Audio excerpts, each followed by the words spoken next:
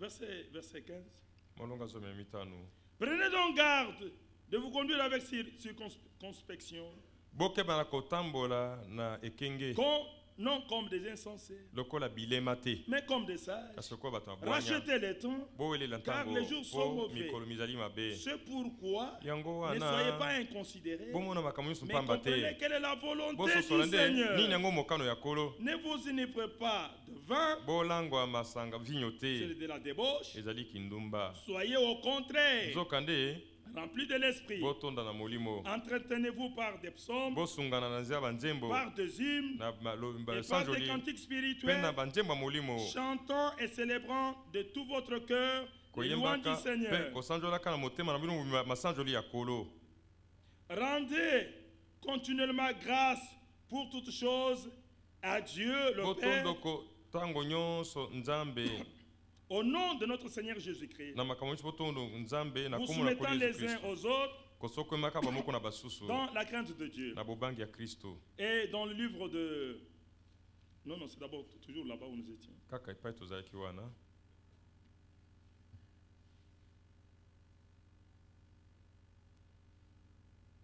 5. Lisons d'abord le premier verset.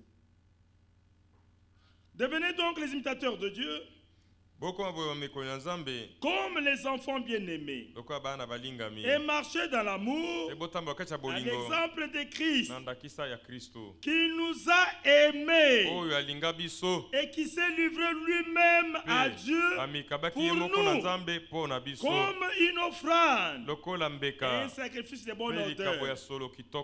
Verset 3. Que la débauche, qu'aucune espèce d'impureté. Vous savez, quand on lit parfois certaines écritures, les gens pensent que c'est la loi. Non, ici, c'est le rappel. Je veux dire que les gens poursuivent tranquillement cette exhortation. Vous allez voir pourquoi ces choses ne peuvent pas être nommées parmi les peuples. C'est en relation avec la vie qui est dans les rachetés. La vie, on ne la fabrique pas. La nature elle-même doit vous enseigner. Quand un enfant est né, on ne l'enseigne pas comment il peut injurier. On ne l'enseigne pas comment il peut se fâcher. Vous savez pourquoi? La nature du péché est en lui. Ça se manifeste automatiquement. Dans le spirituel aussi. Si un homme est réellement né,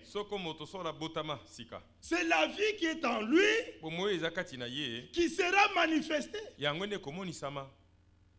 Vous n'allez pas le pousser, ne faites pas ceci, non. Vous allez seulement lui rappeler son identité. Vous allez lui dire, ici, comprends que tu es fille de Dieu. Comprends que tu es étrangère dans ce monde.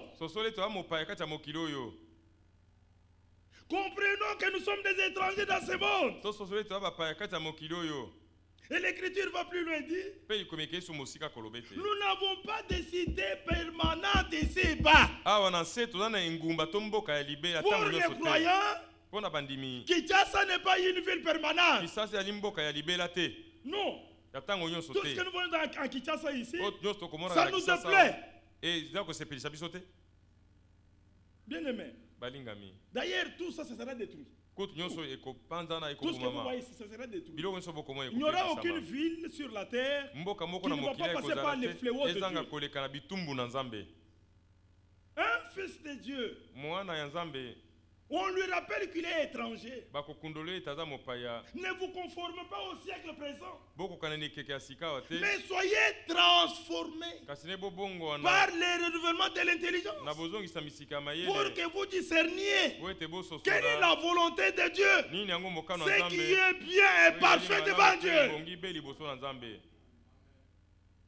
C'est comme ça qu'un fils de Dieu écoute les choses. Quand nous lisons ici, nous comprenons qu'il s'agit des élus de Dieu. On leur montre que ça, ce n'est pas votre vie. Vous avez été rachetés. La Bible dit dans Ephésiens que nous étions comme les autres. Et regardez frère, c'est ce que le frère a dit dans le titre là-bas. Ephésiens chapitre 2. Verset 11, il dit ceci. C'est pourquoi vous autrefois païens dans la chair, appelés incirconcis, pas ce qu'on appelle circoncis, et qui les sont à la chair par la main de l'homme. Verset 18. Souvenez-vous que vous étiez en ce temps-là, si vous marchiez comme ça, vous êtes assis dans la sang Christ. C'est comme ça que marchez n'importe comment. Premier verset. Vous étiez morts par vos offenses et par vos péchés dans lesquels vous marchiez autrefois. Personne ne peut dire qu'il ne marchait pas autrefois comme ça. Non. Si nous pouvons mettre notre histoire ici, nous avons même honte de nous-mêmes.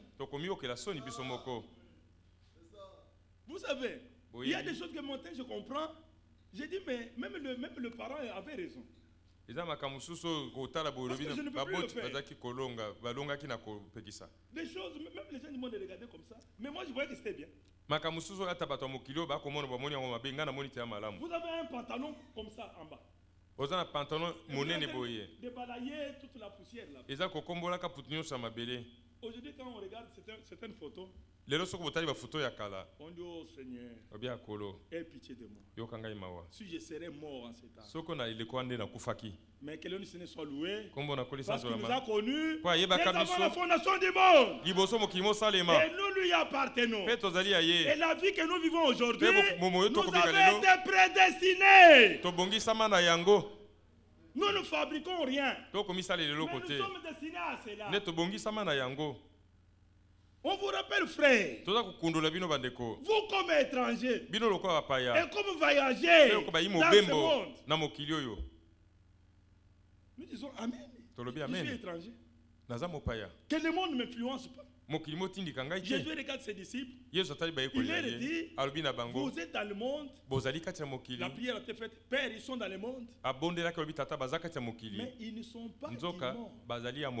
Comme moi-même, je ne suis pas immonde. À cause de cela, gardez-les en ton nom. Nous sommes étrangers. Daniel. Abednego, Meshach. Était le peuple de Dieu. Il était du peuple de Dieu.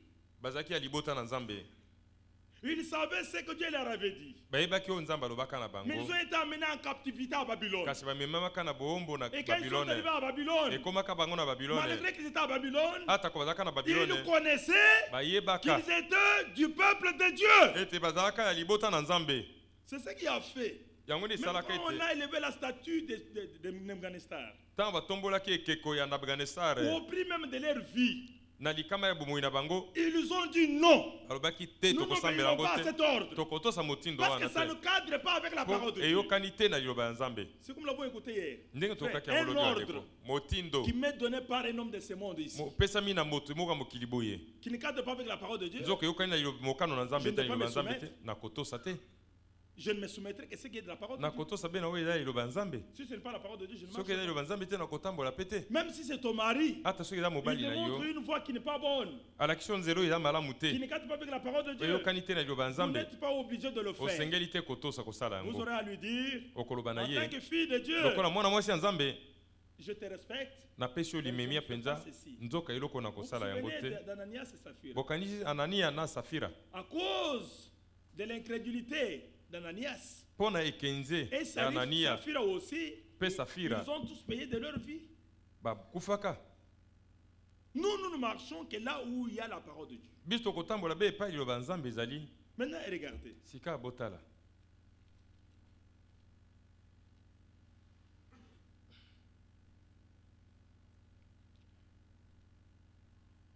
Vous êtes morts par vos offenses et par vos péchés, dans lesquels vous marchiez autrefois, selon les traits de ces mondes, selon le prince de la puissance de l'air, de l'esprit qui agit maintenant dans le fils de la rébellion. Verset 3.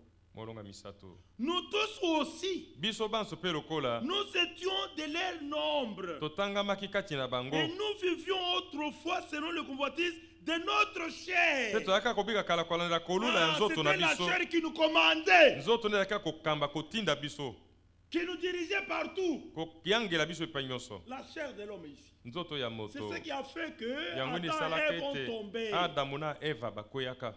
Ils n'ont pas péché par l'homme créé par Dieu, mais ils ont péché quand ils ont été placés dans le corps des chair.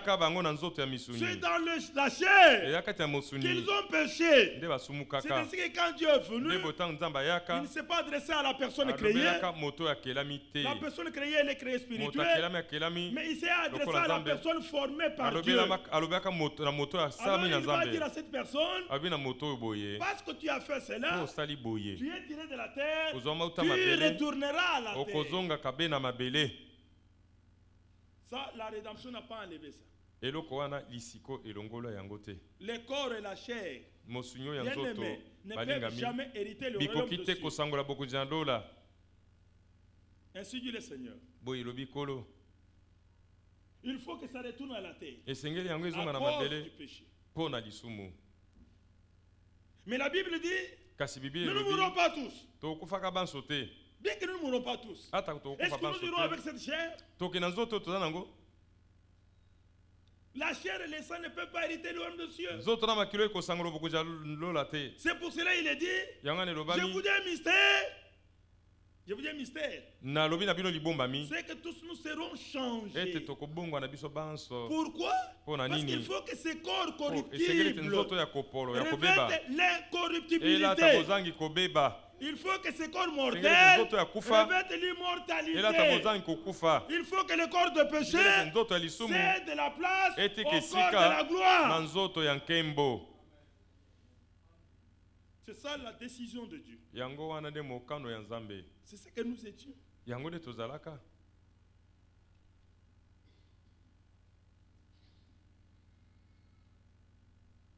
Nous marchons selon les convois de notre chair,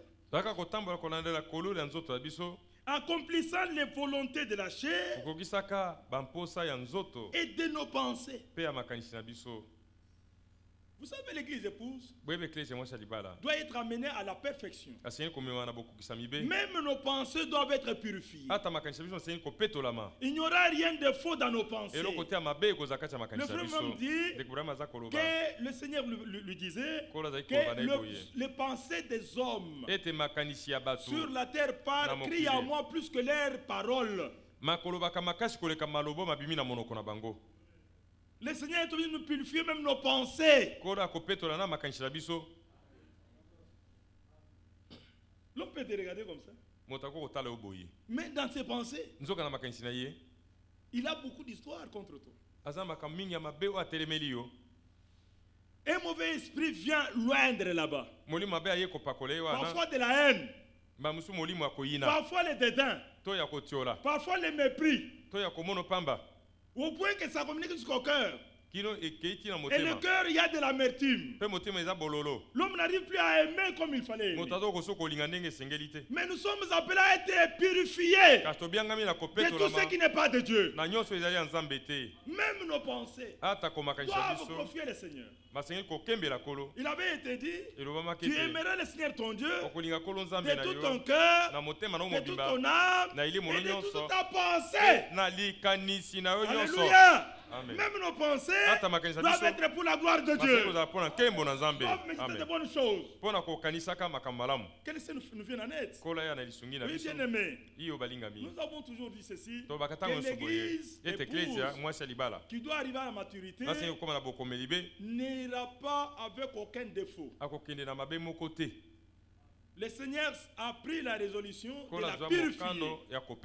Il a dit Je répandrai sur vous une eau pure. Et vous serez purifiés.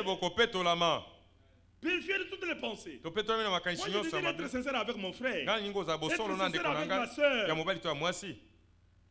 Que d'avoir une pensée mauvaise. Dans Jérémie, il est dit de la bouche, béni. Mais dans le cœur, il médite le mal. Il médite le mal. C'est comme ça que le diable a saisi Caïn. Et aussi parce que Caïn était la semence du diable. Il n'était pas la semence de Dieu. Même pas la semence d'Adam. Il était la semence de Caïn. Et en lui, il ne pouvait pas voir quelque chose de bien. C'est vrai, frère, tout dépend de la naissance. Tout c'est la semence. S'il n'y a pas de semence, il n'y a pas de naissance. Et s'il y a des naissances, il y a des vies selon la naissance. La semence plutôt. Le Seigneur avait dit que chaque semence doit se reproduire selon son espèce. De Dieu ne sort que Dieu. Et du diable ne sort que le diable. C'est une loi absolue. Vous ne pouvez jamais voir de la semence du singe et vous avez l'antilope. Non.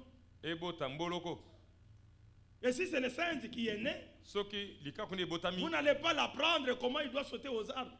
C'est automatique parce que sa vie est une vie pour sauter aux arbres. Ça ne sera pas autrement. Tout dépend de la semence à laquelle on a été engendré. C'est très, très important. Parfois nous tournons ici en tant qu'homme de Dieu, mais on n'arrive pas à comprendre pourquoi les choses sont comme ça. Oh, le fils de Dieu ne soyez pas bien comme ceci. Mais qui est fils de Dieu et qui n'est pas fils de Dieu?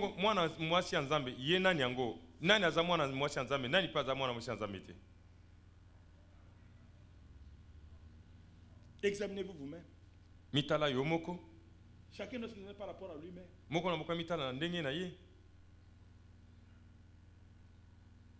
Que Dieu nous aide. Que chacun puisse comprendre qu'il est fils de Dieu. Qu'il est fils de Dieu. Et en tant que tel, il se plie à la volonté de Dieu.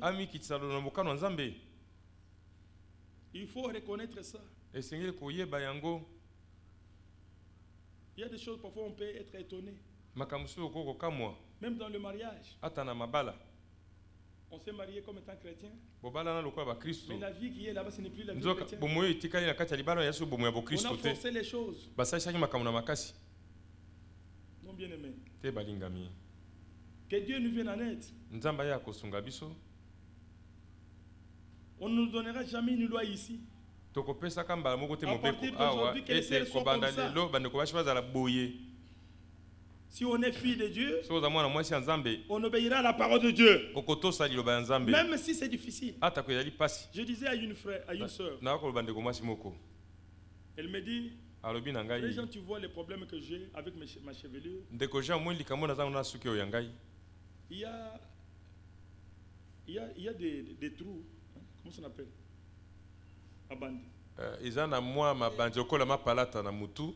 Donc, ce n'est pas vraiment bien quand si je laisse comme ça, la tête devient vraiment bizarre.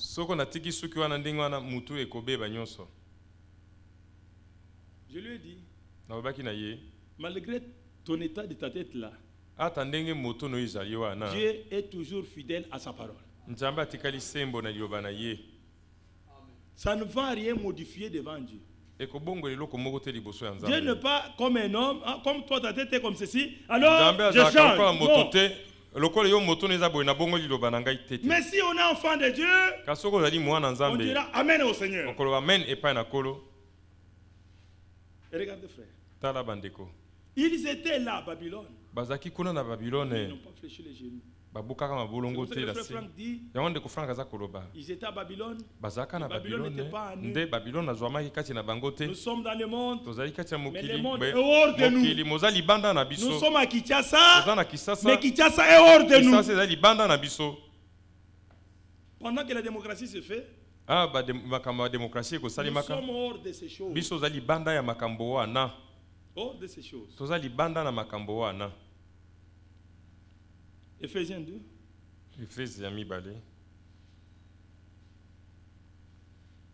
Accomplissant la volonté, les volontés de la chair et de nos pensées. Et nous étions par nature des enfants de colère comme les autres. Verset 4. Mais Dieu qui est riche en miséricorde, à cause du grand amour dont il nous a aimés, nous qui étions morts par nos offenses, nous a rendus à la vie avec Christ. Et c'est par grâce que vous êtes sauvés. Il y a eu le changement de vie, le changement de direction, au point que dans 1 Corinthiens 1 Corinthiens chapitre 6. Toujours en raison de ce que l'homme de Dieu a lu là. Regardez ce qui est écrit au verset 8.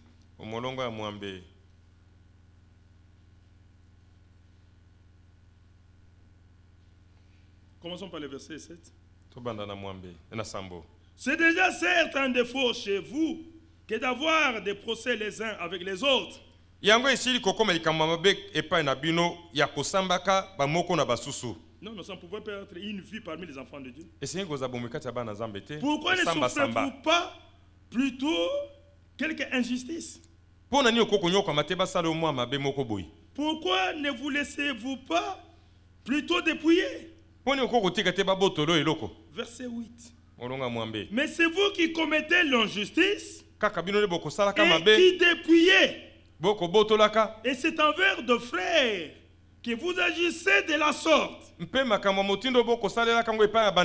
Verset 9. Ne savez-vous pas que les injustes n'hériteront point le royaume de Dieu? Maintenant le verset 10 et 11 qui m'intéresse. Ne vous y trompez pas, ni les débauchés, ni les idolâtres, ni les adultères, ni les efféminés, ni les infâmes, ni les voleurs, ni les cupides, ni les ivrognes, ni les outragés, ni les ravisseurs n'hériteront le royaume de Dieu. Verset 11. Et c'est là ce que vous étiez, quelques-uns de vous, mais vous avez été lavés,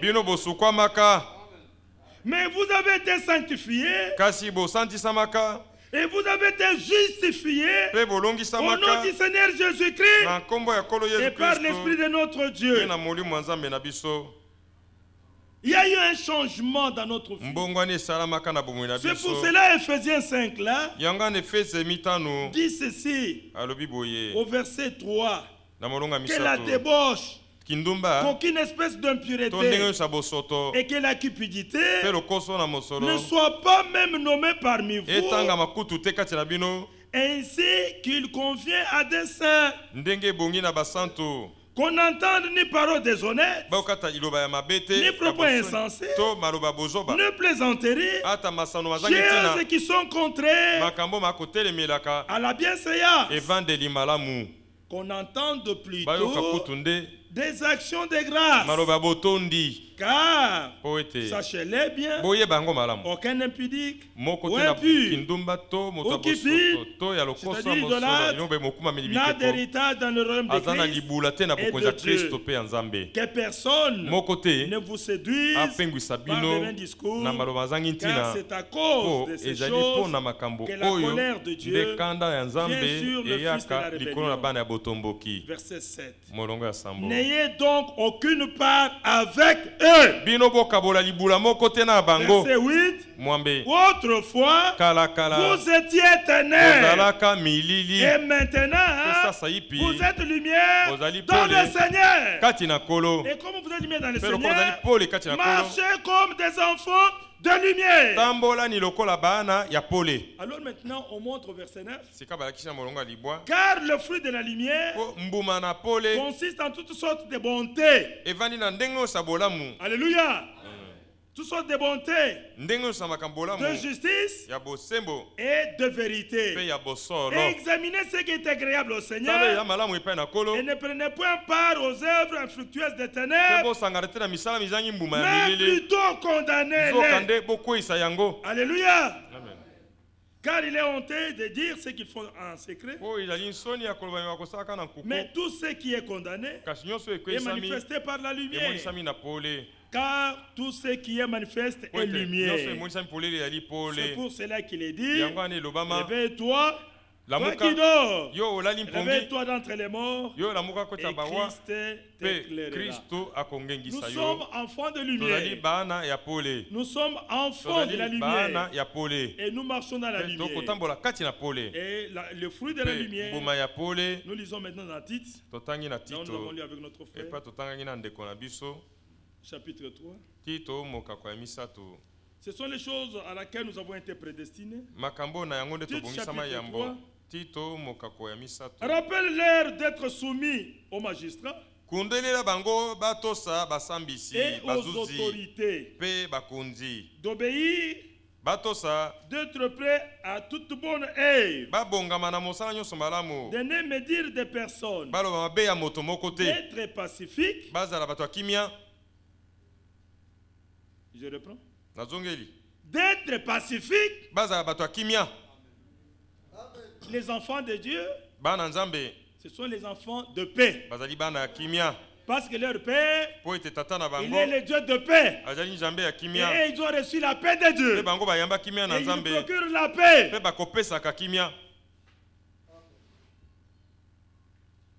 Modéré.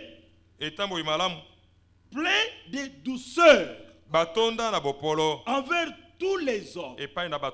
La douceur, pas simplement aux croyants, envers tout le monde. C'est ça la vie des véritables enfants de Dieu.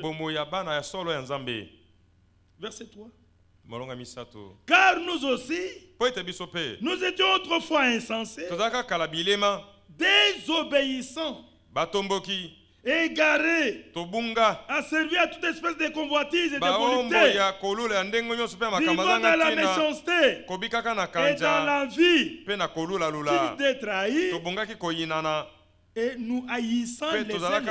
C'est ça notre vie qui passait. Ce n'est plus la vie présente. La vie présente a été changée. Le vieil homme là a été crucifié avec Christ.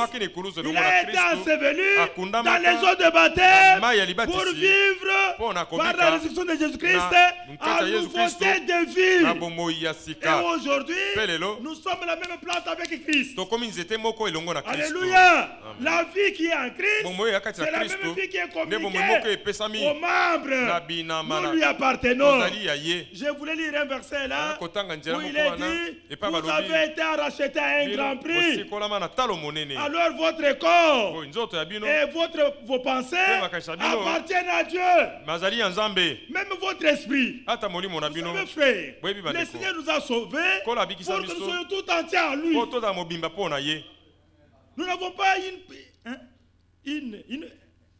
un domaine privé. Il n'y a pas un domaine privé. Tout ce que nous sommes, c'est à Dieu. C'est Dieu qui doit gérer ça. Vous savez, frère, même nos moyens que nous recevons, nous ne les gérons plus n'importe comment. On n'est plus libre de faire n'importe quoi avec la même moyens.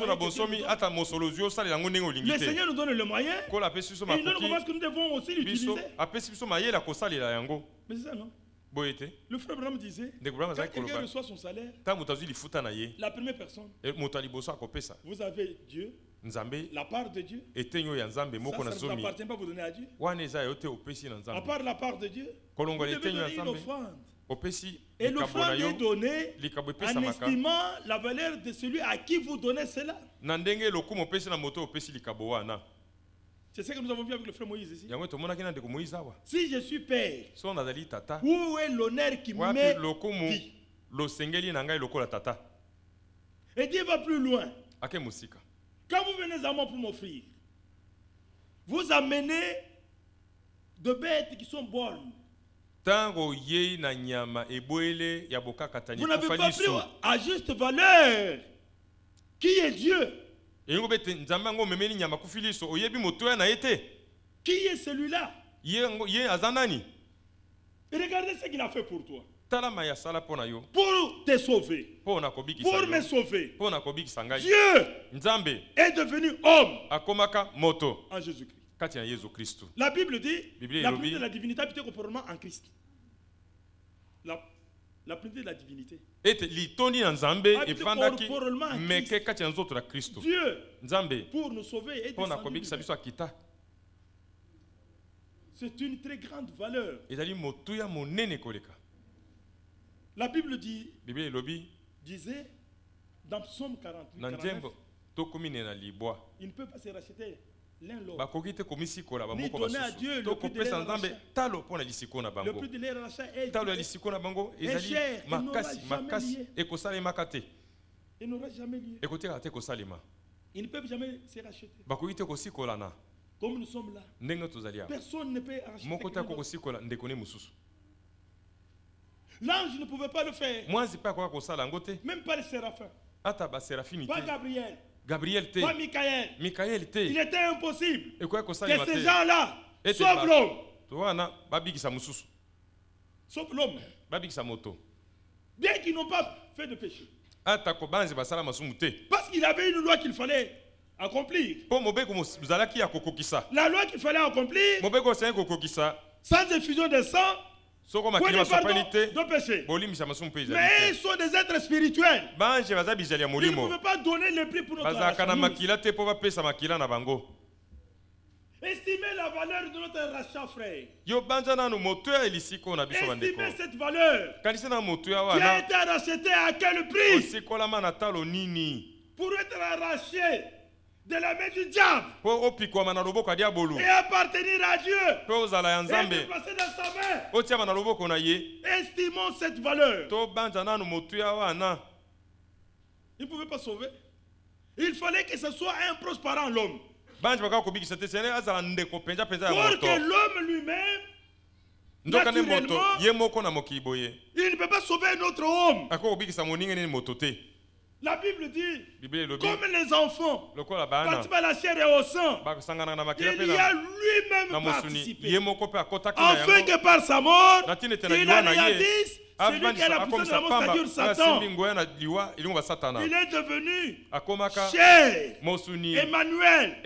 Qui est Emmanuel? Dieu avec nous. Dieu a pris un corps de chair. Dieu a pris un corps de chair. Et dans ses corps de chair, il n'a pas pris pour prendre. Il a souffert dans ses corps. Ésaïe 53. Qui a écrit à ce que nous a été annoncé? Qui a reconnu le mal du Seigneur? Il s'est révélé. Il s'est levé comme une faible plante, comme un rejeton qui sort d'une terre. Il n'avait ni beauté, ni éclat pour attirer nos regards. Nous l'avons dédaigné.